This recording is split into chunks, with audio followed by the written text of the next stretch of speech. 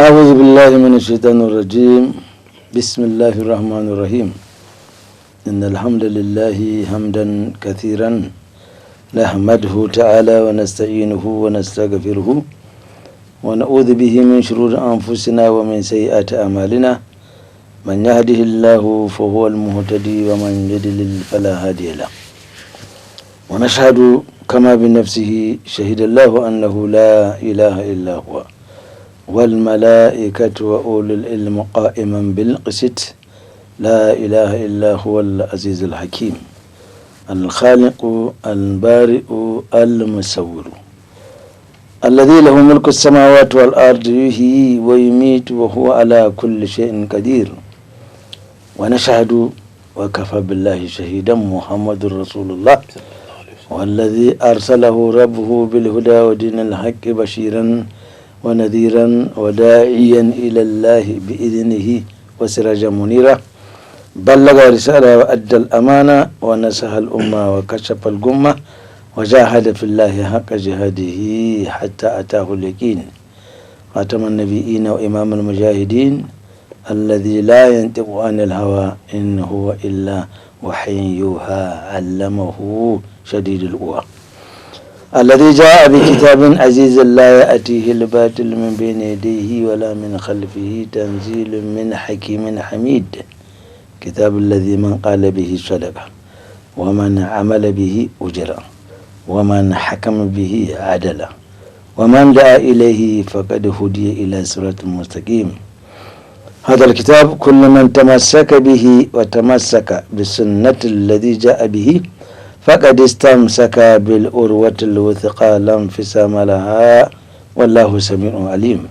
فصلى الله تعالى على نبيه الكريم وعلى آله وصحبه ومن تبعهم بإحسان إلى يوم الدين رب اشرح لي صدري ويسر لي أمري وحلل عقدة من لساني يفقهوا قولي اللهم لا سهل إلا ما جعلته سهلا وأنت تجعل الحزن إذا شئت سهلا فعلمنا ما جهلنا وذكرنا ما نسينا وزدنا علما ثم أما بعد السلام عليكم ورحمة الله وبركاته. وعليكم السلام ورحمة الله.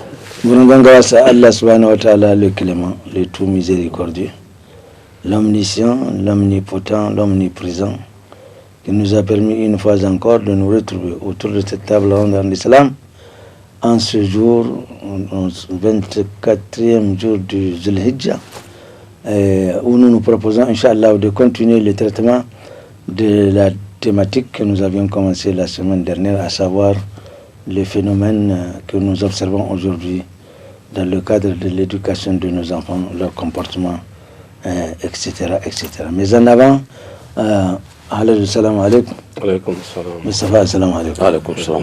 Nous allons peut-être souhaiter la bienvenue à nos alhaji en leur disant ahlan wa sahlan, parce qu'ils ont commencé déjà à arriver, n'est-ce pas? Et nous souhaitons que ce hajj-là était un hajj mabrour et qu'ils aient donc formuler des prières pour eux-mêmes, pour leur famille, sans toutefois, nous leur avions rappelé de ne pas oublier notre pays afin que la paix et la sécurité et le bonheur s'installent dans notre pays. Très rapidement, Moustapha, tu as quelque chose à... أعوذ بالله من الشيطان الرجيم بسم الله الرحمن الرحيم الحمد لله رب العالمين والصلاة والسلام على رسول الله خاتم الأنبياء وإمام المرسلين أما بعد Cheikh Ismaël, vous savez, l'éducation, s'il faut parler, même la fois passée, la première partie qu'on a évoquée par rapport à ce sujet-là, par rapport à cette thématique, je vous ai dit que s'il faut en parler, on peut passer toute l'année, on n'en finira pas. Mieux encore, avec la dégradation aujourd'hui que nous voyons, à tous les niveaux, que ce soit au niveau primaire, au niveau, c'est-à-dire au niveau un peu reculé de la vie de la jeunesse, de l'enfance, au niveau du collège c'est encore pire, au niveau des lycées, on n'en parle même pas. L'université, ça laisse ça de côté parce que ce sont des gens qui ont atteint déjà une certaine maturité. Ils sont hors, quelque part, ils sont hors des cadres de la charge des parents pour ce qui est de l'éducation. Mais c'était arrivé comme ça, Ismaël. À tous les niveaux, arrivé comme ça. Moi, je me dis, il n'est jamais de trop de rappeler aux gens qu'un enfant, ça se construit. En l'éduquant d'abord dans le foyer. C'est une âme qui se construit. Non, je vais aller à la source. Aujourd'hui, j'ai ébauché ça la fois passée. Tout enfant qui n'a pas eu l'affection complète, suffisante et à suffisance dans l'éducation parentale, eh bien, quel que soit ce qu'il va faire, quel que soit son itinéraire dans la vie, il finira par ce genre de... Il y aura des séquelles. Il finira par ce genre d'activités, des choses, des œuvrements, des manques de repères. Parce que l'affection parentale, elle redresse l'enfant dès son bas âge. Et c'est ce que même le prophète a dit. C'est-à-dire qu'il faut une affection à son enfant pour qu'il soit chose. Donc l'éducation, dès qu'on rate ça, il va de soi à ce que ça va. Ça c'est un. Deuxièmement, j'ai dit ça aussi. J'ai dit que la construction de ce qu'on appelle makarim al-akhlaq, les bonnes mœurs, les bonnes moralités, mais ce sont des choses qu'il faut intérioriser d'abord et chercher à intérioriser aux enfants. L'enfant, quand il va par exemple à l'école, il a envie d'apprendre et il connaît mieux que son maître. C'est un exemple. Je suis un enseignant, je vous ai dit ça et je le répète, je sais de quoi je parle. Et les enseignants qui sont aujourd'hui dans cet état-là, c'est pas parce qu'ils l'ont voulu, c'est parce qu'on ne les a pas formés, ils ne peuvent pas donner, faire que de chez il a été. Quelqu'un qui ne dispose pas de quelque chose ne peut pas le faire, quoi qu'on fasse. Donc, mais il faudra, effectivement, ça revient à ceux qui ont la charge de la communauté, ou l'amr, c'est à eux maintenant de prendre de la responsabilité pour que l'enfant trouve ce qu'il lui faut. Par exemple, moi je sais que ce n'est pas là, je l'ai mangé à midi. On me l'amène à la nuit. Mais comment veux-tu que mon appétit soit satisfait? Donc c'est ce genre de choses qu'il faut éviter. Il faut que l'enfant, à un certain niveau, surtout secondaire, surtout collège et lycée, qu'il trouve que l'enseignant a quelque chose à lui donner. Ça redresse les choses. Et on va continuer.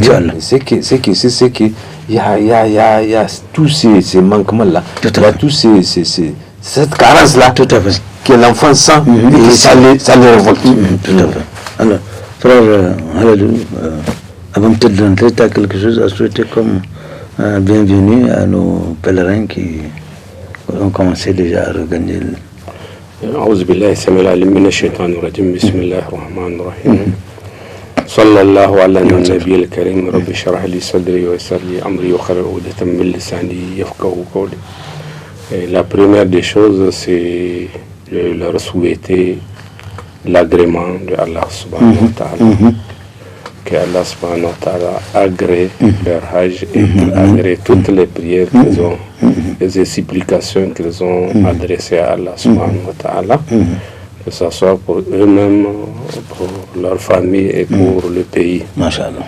Oui, avec le souhait à ce que tous les tralala qu'il a eu, avec le souhait à ce que Allah nous aide à avoir la maîtrise de l'organisation de ce pilier et de l'exécution, de l'accomplissement de ce pilier que le Hajj, qui est d'une importance capitale pour les fidèles et pour tous les pays, vu les retombées en prière et en bénédiction que ça rapporte.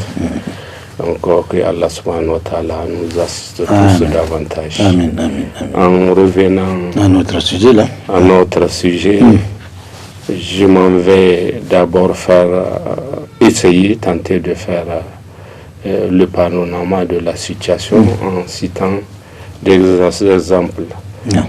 Toujours est-il qu'il a déjà dit que c'est vraiment un thème bateau. Mais il faut schématiser, il faut présenter certaines situations. Je suis témoin oculaire de certaines informations ou des idées qui émanent des opinions par rapport à cette question éducation des enfants. Et on était à l'intérieur du pays à environ 300 km.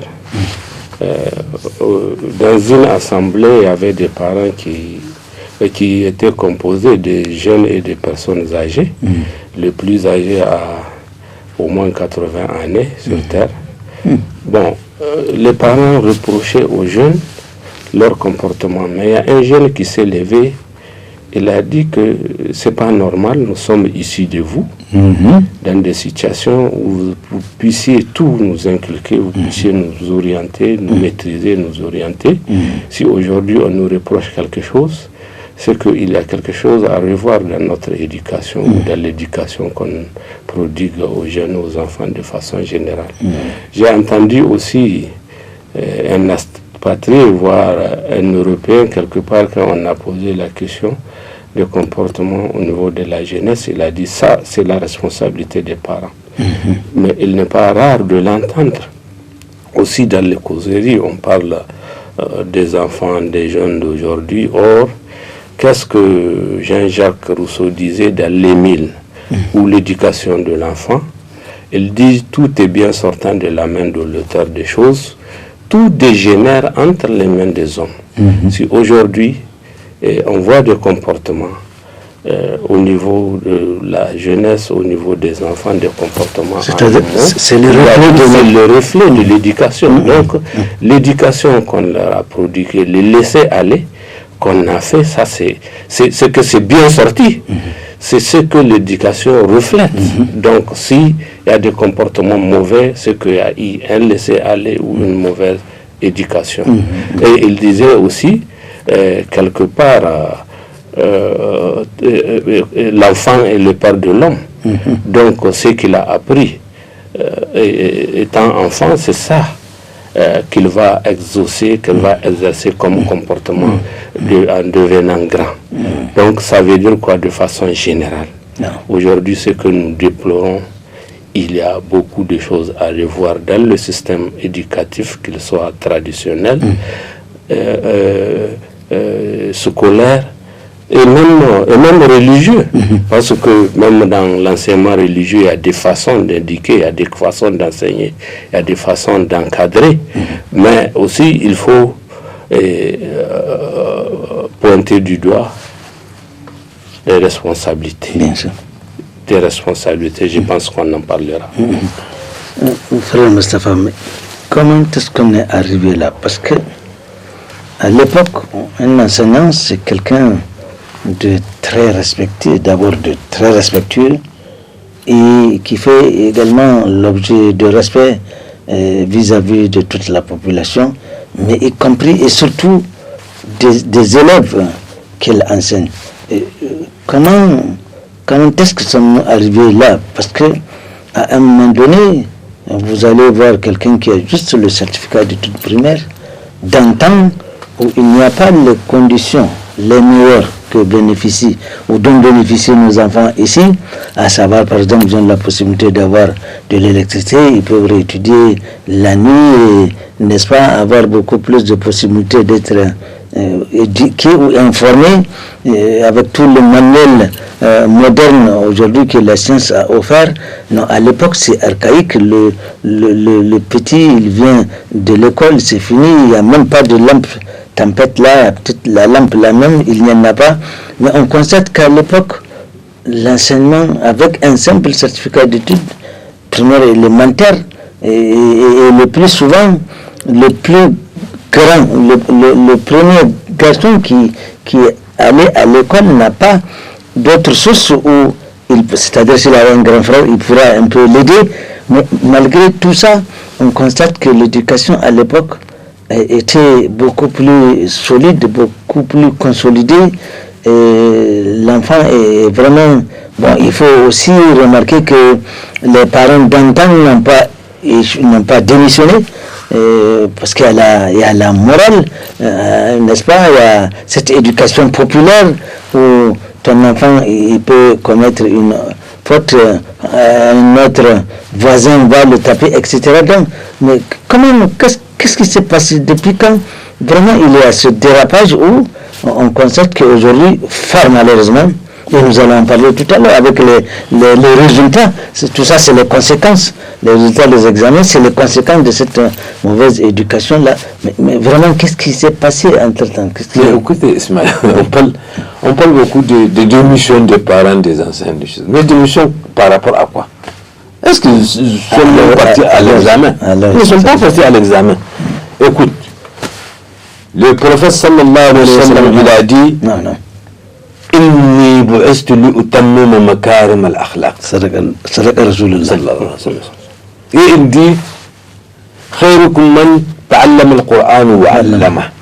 Non. Et il dit aussi تعلم العربية. Pourquoi Arabia?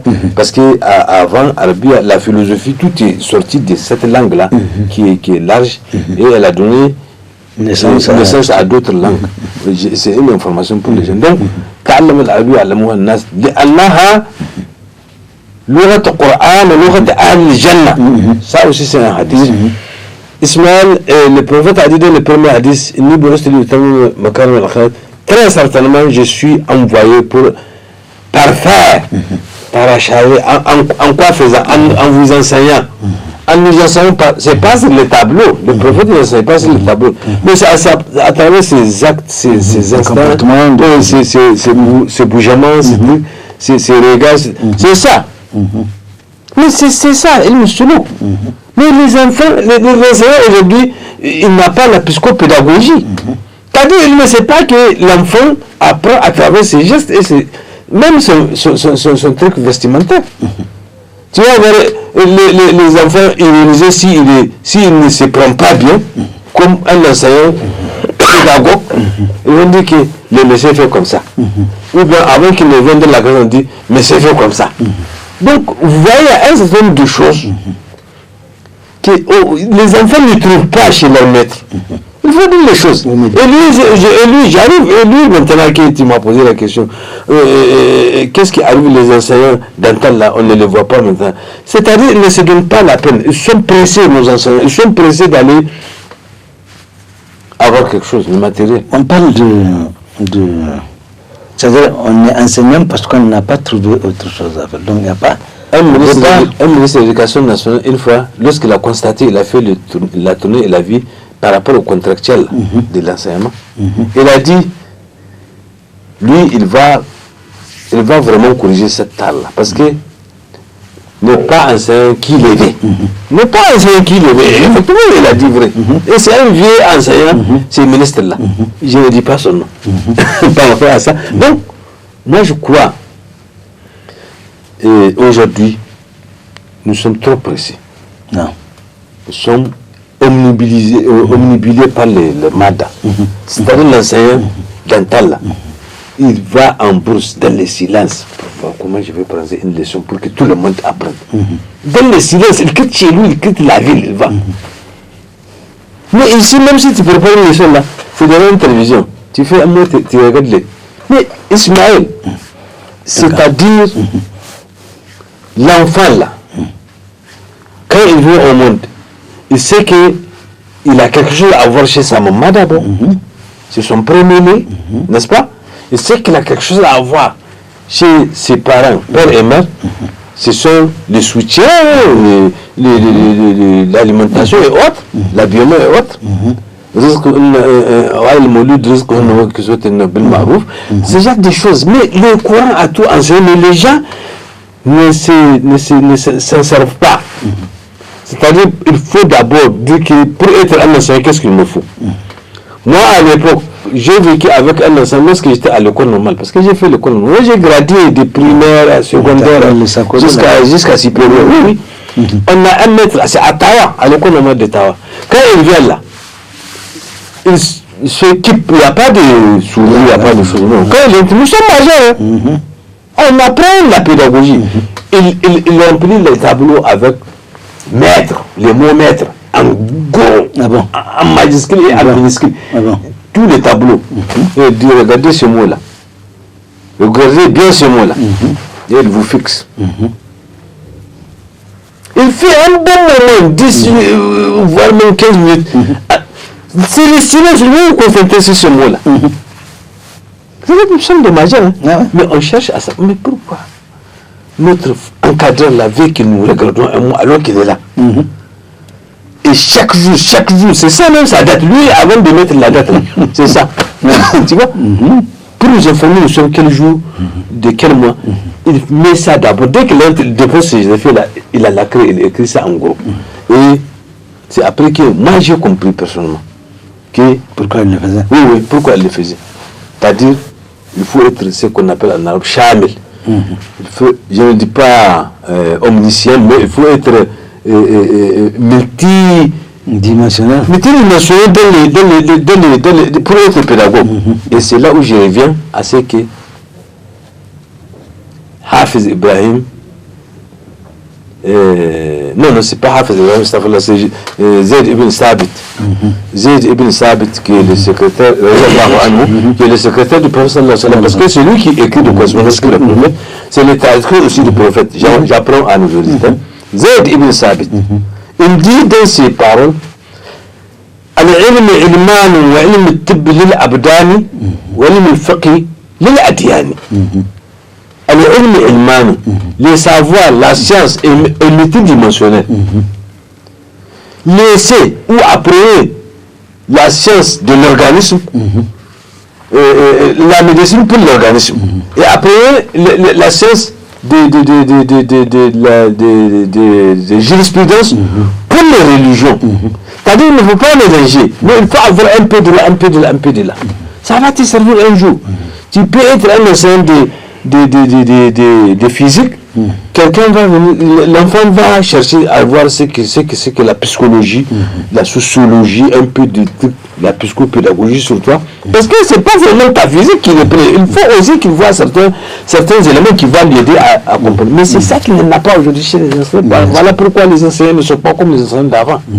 On n'apprend pas. C'est-à-dire il faut avoir un peu de là, un peu de là, un peu de là. Tout à fait. Aujourd'hui, il y a des gens qui me disent, Ustaz, vous, Ismaël et Aladou et les autres qu'on voit là, quand on nous voit entendre parler le français, nous parfois, on oublie notre français.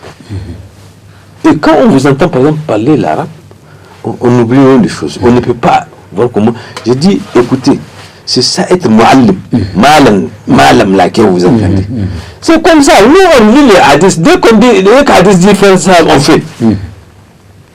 Parce que c'est une obligation, c'est notre vie sur terre là. Mais dès qu'un hadith a dit que non, pour être ça, il faut, on fait. Donc voilà un peu ce qui manque à la majorité des choses. Et c'est là où dans mon introduction, je vous ai dit que je ne peux pas accuser les enseignants de ces derniers temps-là d'être dans cette situation parce qu'on ne les a pas donnés, on ne les a pas donné la possibilité de le faire. Mais peut-être qu'ils ne se sont pas la peine d'exiger à ceux qu'on les forme correctement pour qu'ils soient efficaces sur le terrain. Il y a tout ça là, c'est pourquoi la responsabilité est partagée.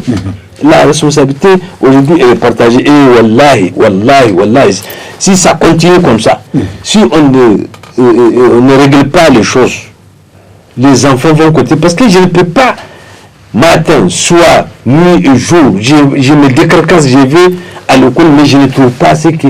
Je trouve que je dépasse celui qui devrait me donner quelque chose. Mais Ismaël, je suis affamé, je suis en faim. Tout à fait. Je suis en faim. Tout à fait. Donc, quelqu'un qui a faim, est-ce que tu vas regarder, ce qu'on dit, ce type-là, il va te ôter la vie. Il va te ôter la vie. J'ai fini par ce passage-là, par un passage de Abu Hamid Ghazali, dans ce livre, Ihya Ulumuddin, qui a écrit en 12e siècle, avant Jésus-Christ. Donc, il dit, après Jésus-Christ, donc il dit, les causes de tout conflit, c'est là où on voit l'excellence violente, là, des jeunes, des quoi.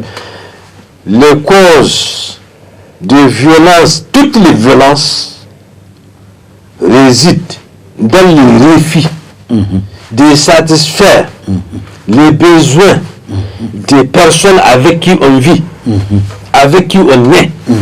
Il suffit de les étudier et de les répartir selon le degré où tu peux les régler. Tout à fait. Imagine, il nous a déjà enseigné comment on va faire. Et autrement dit, des exemples ont suivi les paroles d'Abu Hamid. Ces exemples-là, on a dit, par exemple, tu as un enfant de CI, de CP, de trucs là, qui ne connaît rien. Et il va à l'école, Baba, récréation, casse-courou, tu viens, tu lui donnes. Baba, récréation, tu lui donnes. Baba, après demain, il vient. Après demain, il va, tu poches là, prendre les choses là. Il dit, Baba, récréation, tu dis, qu'elle va te débrouiller. Chaque fois, récréation. Va te débrouiller, va à l'école, vite, sinon je vais te casser la gueule. Il patiente, il va. Il ne va pas voler, il ne va pas arracher, il n'a pas la force. Après demain, il vient, tu lui fais la même chose. C'est que tu en as, tu refuses. Après demain, il vient, il sait que tu en as plein de poches, tu refuses de lui donner. Mais l'autre jour, là, quand il va venir, tu penses qu'il va demander, il va arracher, il va directement aller vers ta poche. C'est le prix, il ne te voit plus un père, tu vois un ennemi qui veut l'arracher les choses. Mais c'est clair, tu veux lui ôter la vie. Comment il va faire s'il n'a pas mangé à l'école? Chez qui est-ce que tu veux qu'il ait chose là? Alors que c'est toi qui as la charge. Il sait, l'enfant, mais tout ça là, nous avons ça aujourd'hui dans nos sangs. Et on le pratique. On ne peut pas voir que là, tant qu'on ne change pas.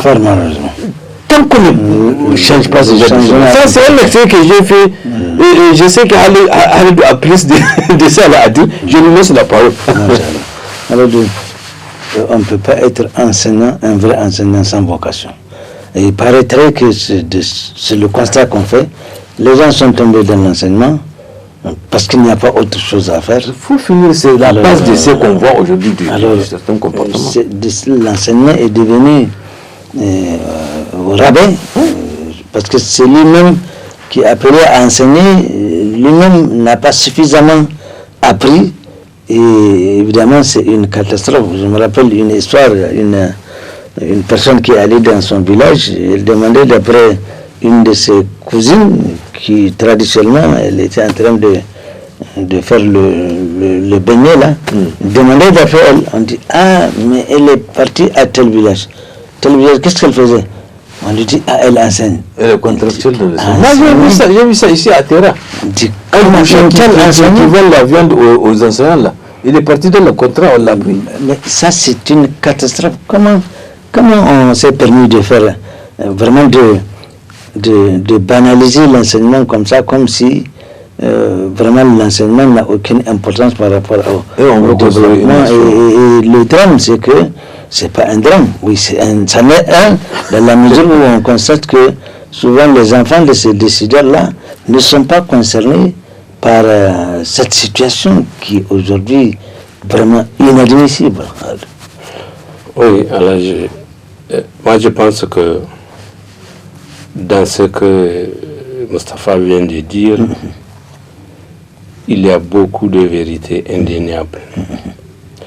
Mais le tronc commun, c'est qu'on ne peut pas laisser la vérité derrière et la trouver devant.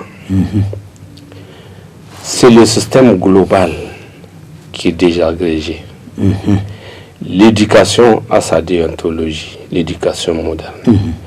L'éducation traditionnelle a ses dépositaires ou sa façon religieuse, etc., etc. Mais on a mis tout ça là de côté. Ça veut dire quoi? C'est l'ensemble du système qui est désagrégé.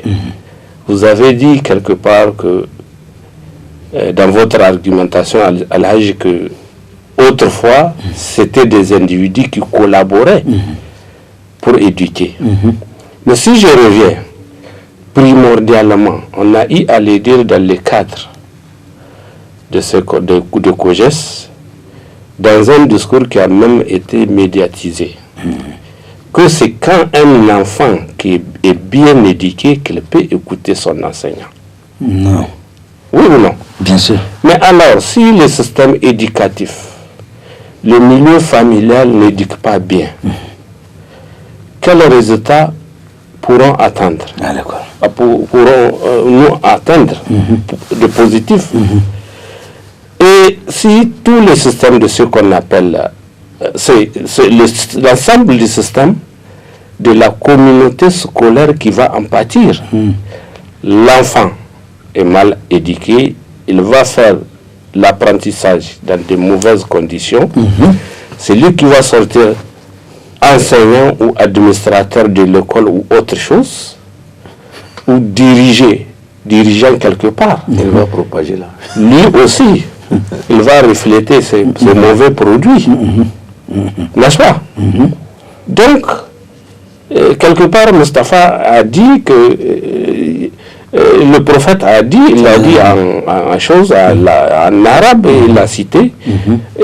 Le prophète Mohammed sallallahu alayhi wa sallam a dit sa mission, c'est de parfaire la morale universelle. Alors, s'il n'y a pas de déontologie dans l'éducation traditionnelle, dans l'éducation scolaire, dans l'administration qui va administrer l'école, et même dans le système politique, le fonctionnement politique, mais quelle éducation de qualité on peut avoir? N'est-ce pas? Quelle formation de qualité on peut avoir? Et c'est pourquoi aussi je reviens. L'administration, on va avoir donc c'est un enchaînement. Donc c'est un enchaînement qui est là. Et c'est pourquoi il faut se demander comment vous avez posé la question à l'âge. Comment est-on arrivé là? C'est ça qu'il faut revoir et comprendre que vraiment il y a eu des erreurs. Il faudrait que collectivement chacun prenne ses responsabilités. Quand je dis que chacun prenne ses responsabilités, mais aujourd'hui tout ce débat, vous partez partout, aujourd'hui vous allez le reprendre tant que vous allez rencontrer des gens ou des groupes de gens. On va l'évoquer à l'occasion des multiples rencontres de toutes sortes. Mais ça s'arrête là. Mais il faudrait qu'il y ait vraiment une déclic. Et on connaît qui est responsable, n'est-ce pas, d'organiser et la grande collectivité qui est l'État, n'est-ce pas? Tout à fait. Mais la première responsabilité, il faut qu'on se dise que d'abord nous sommes des croyants. C'est notre responsabilité, elle est divine. Notre devoir, c'est Allah subhanahu wa ta'ala qui nous a chargé.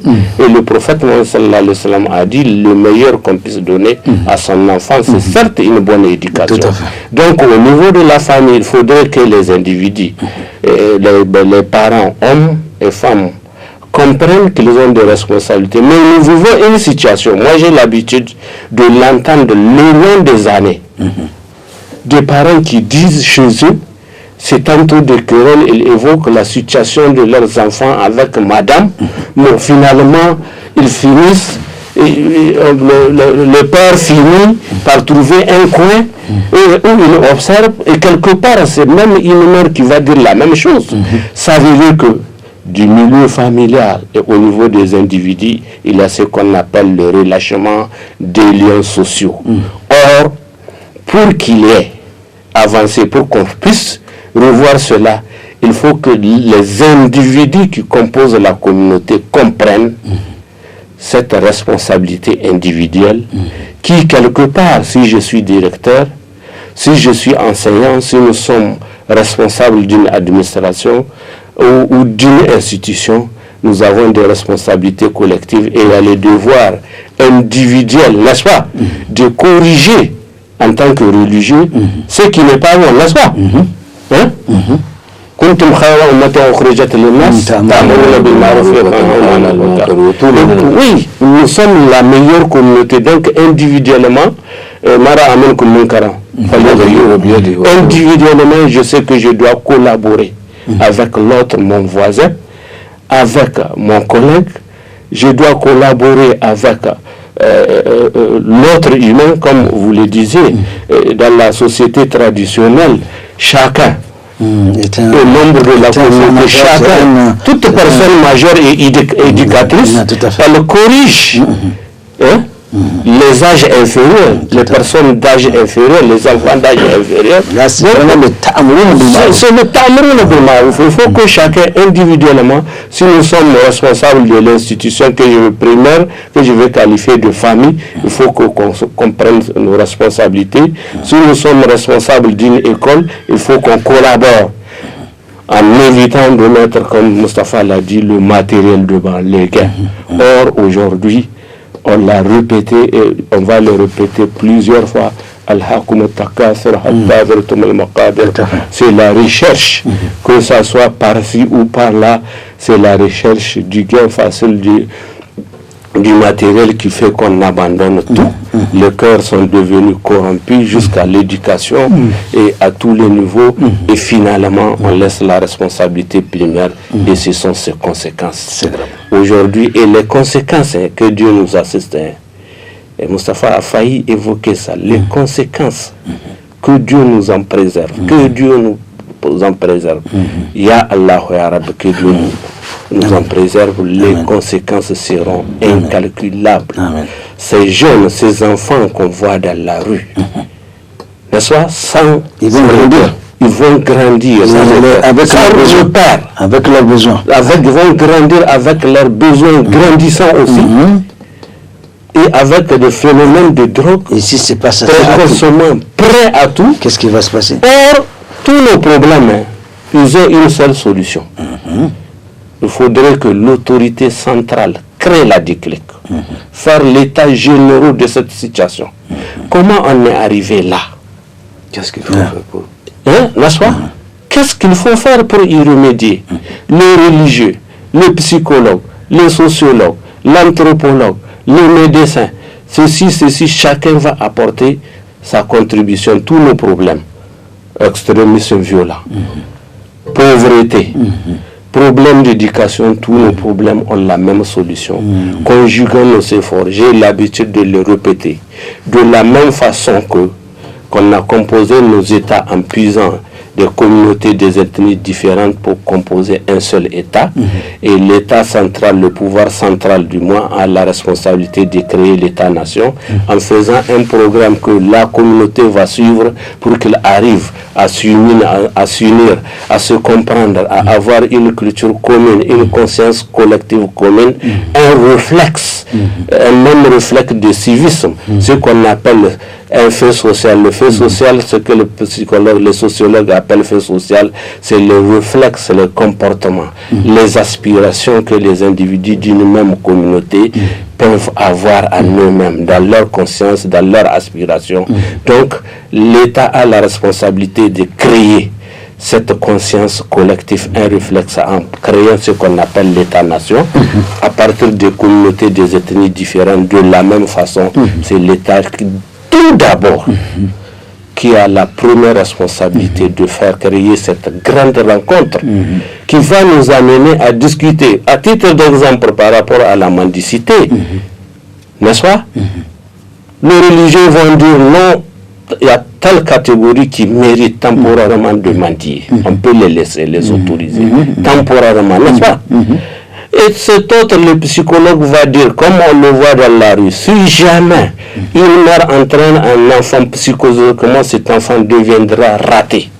Le juriste va dire ceci, on fait la synthèse, donc on dégage des textes pour réprimander, pour autoriser certains, pour interdire et même pour emprisonner, sanctionner ceux qui font la guerre facile en faisant la traite des personnes. Donc il faut qu'il y ait une rencontre grandiose nationale, n'est-ce pas, pour dégager les comportements, les attitudes, les comportements à adopter et même élaborer des lois en concertation, avec une concertation nationale.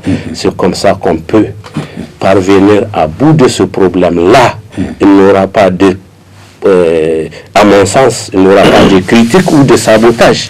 Mais tant que c'est des textes qu'on prend comme ça là, et quelque part, le religieux risque de dire quelque part, mais si vous prenez quelqu'un qui mérite de mendier parce qu'il n'a rien, et la campagne n'a pas donné, il n'a rien, mais Dieu même va vous châtier, le juriste aura du mal en tant que religieux, lui aussi en tant que croyant, à appliquer des textes, n'est-ce pas?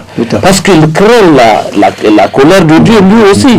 Il sera dans un dilemme, appliquer les textes, mais il y a une situation à résoudre qui est là, qui est en train de nuire au pays, à la communauté, qui est en train de rabaisser. Donc il faut une rencontre d'abord nationale, il faut créer cette déclic. Et là, avec l'aide d'Allah subhanahu wa ta'ala, on pourra trouver la solution à la pauvreté, parce que le religieux va encourager, n'est-ce pas, à aider, à prélever la zakat, etc. etc. C'est comme ça qu'on parviendra. Mais sinon, à force de faire l'inventaire, l'enseignant d'aujourd'hui fait comme ça, les enfants font comme ça aux enseignants. Il y a des parents qui partent négocier ceci. On ne va parler que des problèmes sans trouver de solution. Qu'Allah fasse que ces solutions-là soient trouvées. Moustapha, dans la recherche, quand même, l'État est conscient, l'État responsable est conscient de cette situation. Et dans la recherche de cette solution, il est arrivé parce que le politique a cette particularité un peu de faire ce qu'il veut. Qu'est-ce que je veux dire par là?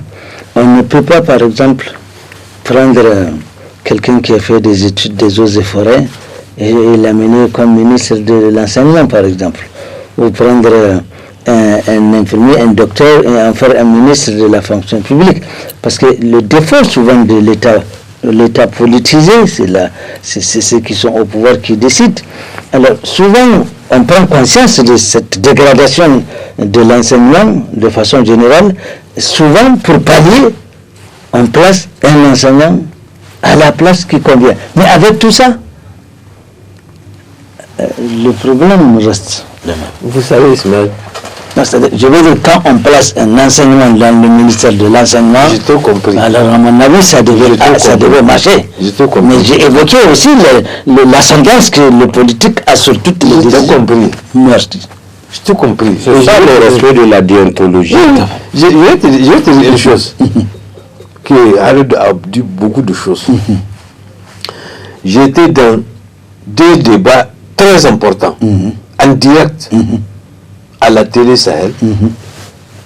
Ces débats-là qu'on fait chaque mardi. Et c'est suite au propos du président de la République à une rencontre des femmes et par rapport à la mendicité.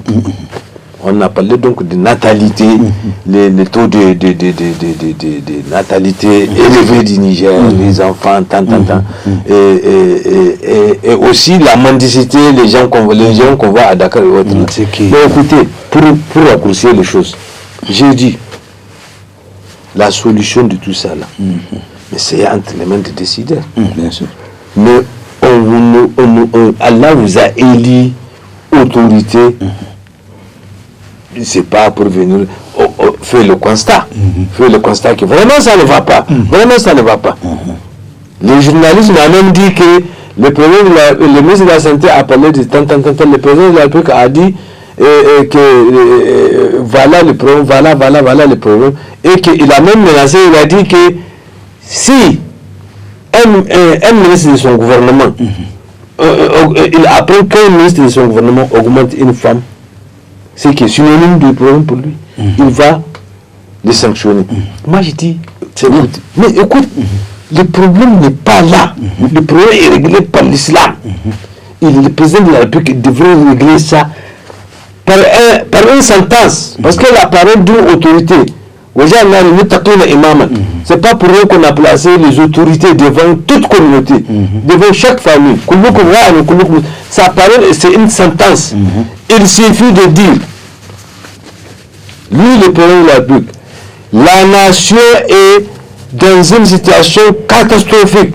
Avec tel exemple, je demande et j'instruis, comme a dit Aladou, tous les psychologues de ces pays, tous les sociologues de ces pays, tous les pédagogues de ces pays, tous les magistrats de ces pays, tous les marabouts de ces pays, tous ceux qui sont responsables d'une manière ou d'une autre de la gestion des enfants, de la jeune enfance, de se constituer en comité national, quelle que soit sa grandeur, et de réfléchir sur les phénomènes de la mendicité, de natalité, des trucs, et nous faire sortir une solution. Je vous assure, j'ai dit que si le président de la République circonscrit ces gens-là, on ne peut pas faire 1-2 mois sans trouver une solution. Ça, c'est un exemple. Si le président de la République dit que ces femmes-là qu'on voit à Dakar, ils gâchent les noms du Niger, ils sont tous des ressources de Kanché. Mais on sait que Kanché, là, il y a des gens qui ont fait 3 enfants, 4 enfants à cette femme, en un laps de temps. On connaît qu'il y a l'homme qui est là, il est là. Mais le président de la République peut dire que je donne 2 semaines ou 15 jours au chef de canton de Kanché, au chef de village de Kanché, qu'on a nommé, au gouverneur, au préfet, de me trouver qui est le père de telle femme qui a tel enfant, tel femme, wallah, on va le trouver. S'il dit de le trouver, ça, ils seront obligés de le trouver. Et il va le sanctionner, il va dire qu'il va travailler dur pour nourrir ces enfants-là. Parce que tu les as amenés au moins, c'est pour les nourrir. Mais le président de la République a la force de le faire. Il suffit de donner l'ordre. Tout ça là, Ismaël. Mais c'est effectivement le rôle des autres. Nous, on peut voir, on a beau dire des versets, des hadiths. Bon. Mais lui, il peut donner cet ordre-là. Moi, s'il dit ça, en tant que religieux, je me sens engagé. Je suis obligé de chercher où est-ce qu'on va se regrouper avec ces psychologues ou autres là. Je contribuerai. On va se réunir, on va sortir.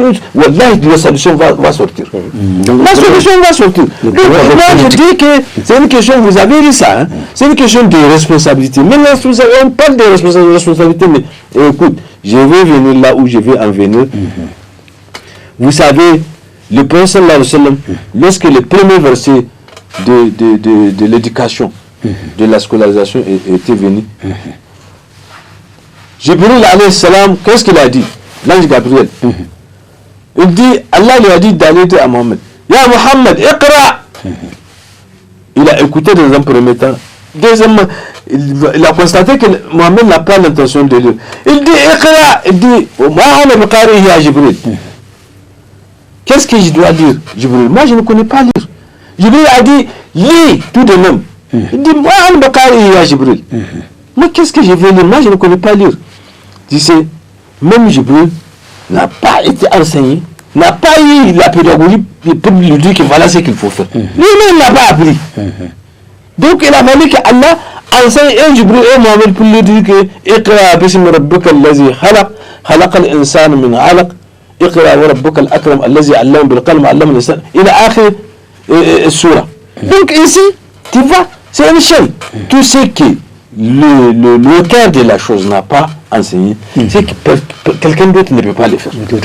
Quelqu'un d'autre ne peut pas le faire.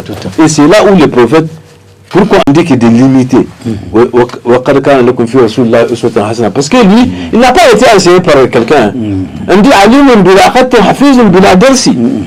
c'est quelqu'un qui a appris sans aller à l'école, sans apprendre une leçon. Et c'est quelqu'un aussi qui a appris ces leçons sans écrire. Le prophète n'a pas écrit, mais il a appris toute la science du monde. Mais il suffit de limiter. Et le fait, effectivement, si tu sais que toi, un enseignant, ou en tout cas un responsable de l'éducation des enfants, si tu sais que pour que ces enfants-là, ma classe-là, comprennent les choses-là, il faut que je danse, il faut danser. Il faut que je danse, ou bien je me couche comme ça là, pour qu'ils comprennent ce que je vais dispenser. Mais il faut le faire. C'est les gestes et les actes là. Ils vont apprendre à travers ça. C'est pourquoi nos actes, là où le prophète a dit, il a dit dans un autre hadith, Sallu kama ra'aytumuni usalli, c'est pas la salat seulement. Priez comme vous m'avez vu. Comportez-vous comme vous m'avez vu. Tout à fait. Mais comportez. Tout à fait. Les gestes et paroles, il faut imiter, c'est ça. Tout à fait. Donc c'est avec ça, c'est l'ensemble de tout ça là.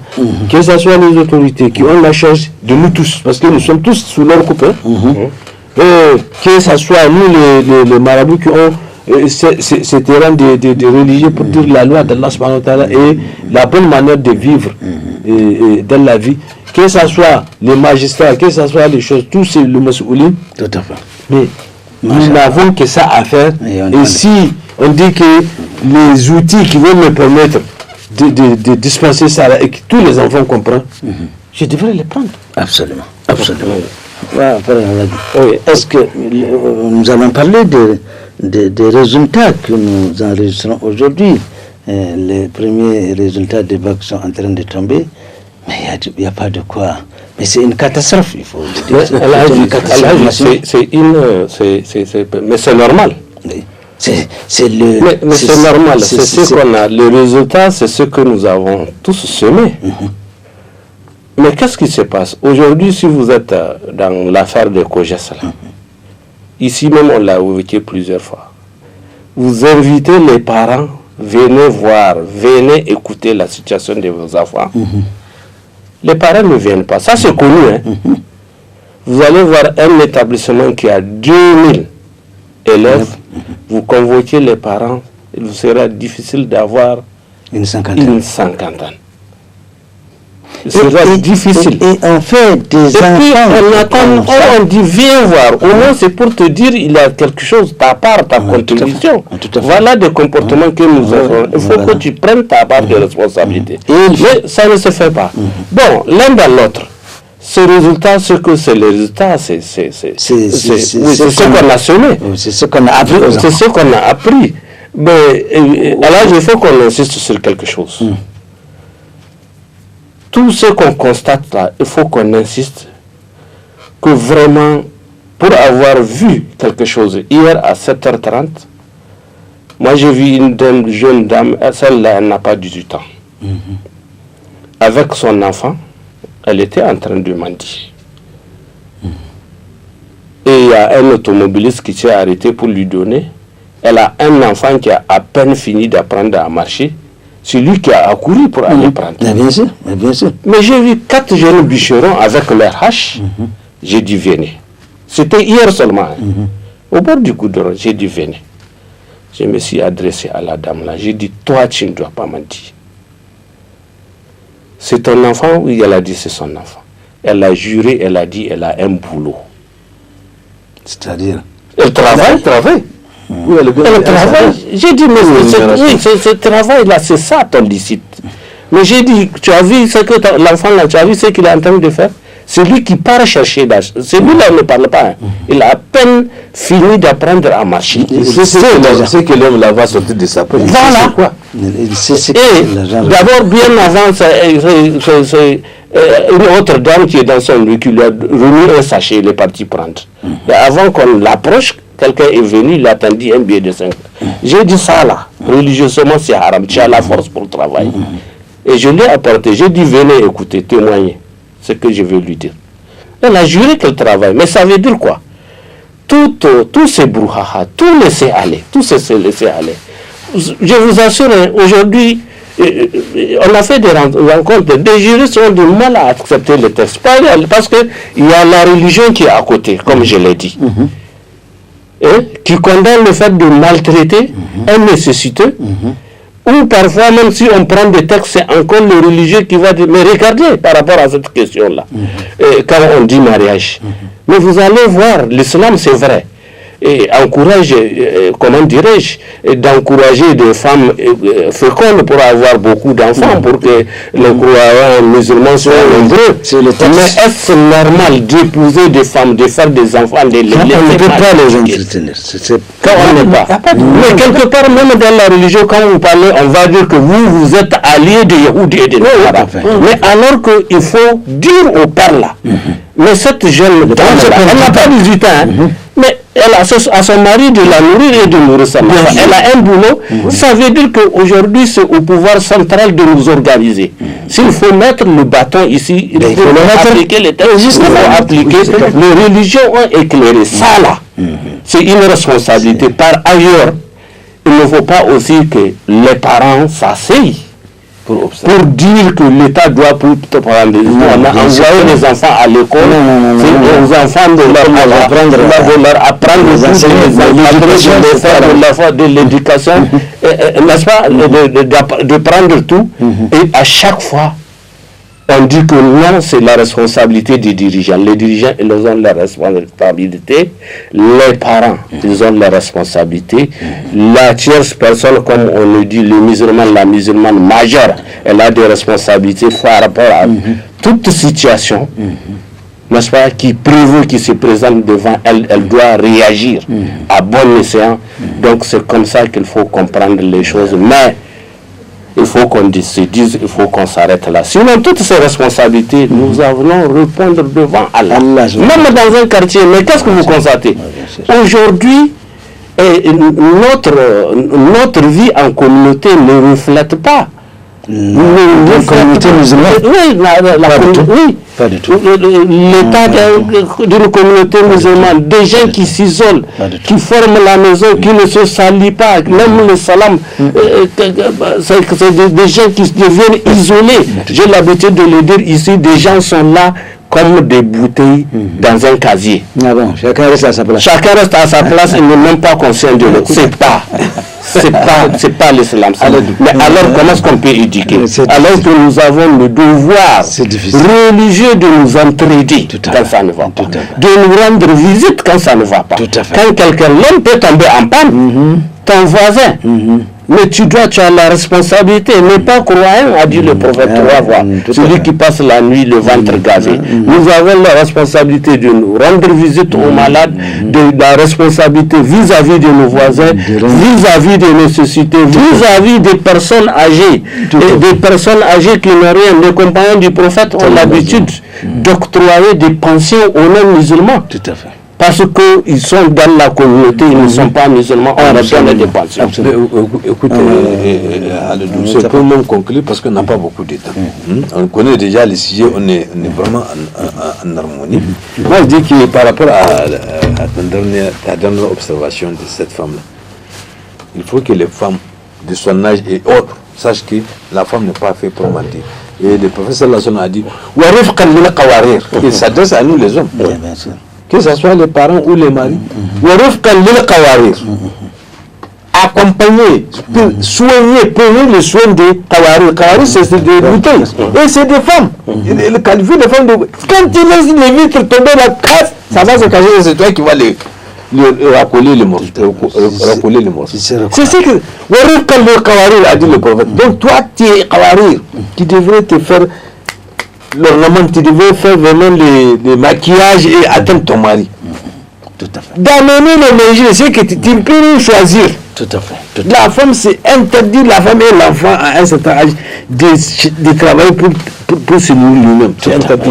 Ça, je conclue là. Maintenant, de l'autre côté, les parents qui s'infichent de la scolarité de leurs enfants là, j'ai l'habitude de le dire ici, Ismaël. Je prends un aspect. Lorsque Omar ibn Khattab a dit que Rabbi Sabun, Wajo Sabun, Afrique Sabun, Summa, il dit que les 7 ans, l'enfant, dès le bas âge, mais au niveau de la scolarité, lorsqu'il dit que Wajo Sabun, c'est-à-dire il faut l'orienter, il faut le prendre pour l'amener à l'école, revenir avec. L'amener à l'école, revenir avec. C'est-à-dire que vous allez faire cette éducation, cette scolarisation avec les maîtres qui ne restent pas là-bas parce qu'ils ne connaissent pas le niveau de ces maîtres-là. Ils ne connaissent pas sa moralité. Tu prends ton enfant. C'est ça. Pendant 7 ans, Omar ibn Khattab a dit, c'est le droit. J'ai parlé au début de l'affection et c'est ça, effectivement. Toute cette affection-là, tu devrais lui donner à ton enfant. Si tu veux qu'il soit un enfant complet, un enfant qu'il faut effectivement dire, ça c'est un enfant qui a bien éduqué, qui a utile à lui-même, utile à ses parents, utile à la société. C'est le prix à payer pour tous les autres, que ce soit les autorités, que ce soit nous autres, que ce soit les chefs de famille, que ce soit tout le monde. Tout à fait. Tels sont les propos qu'Allah a voulu que nous tenions ici aujourd'hui.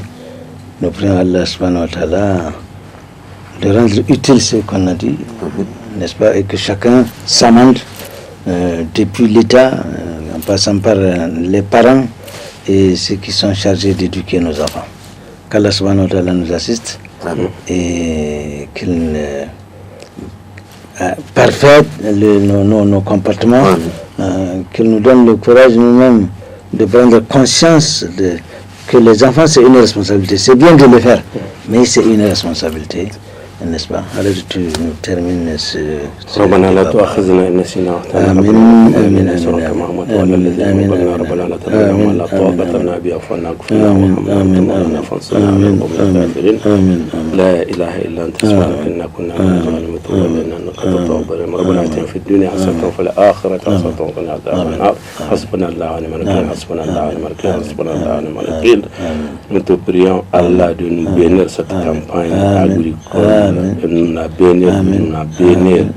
Nous te prions Allah de faire descendre la sérénité, la paix, la sérénité et la paix. La ilaha illa anta subhanaka inna kunna minaz zalimin wa tub alayna innaka antat tawwabur rahim. Subhana rabbika rabbil izzati amma yasifun wa salamun alal mursalin walhamdulillahi rabbil alamin wa assalamu alaykum wa rahmatullahi wa barakatuh.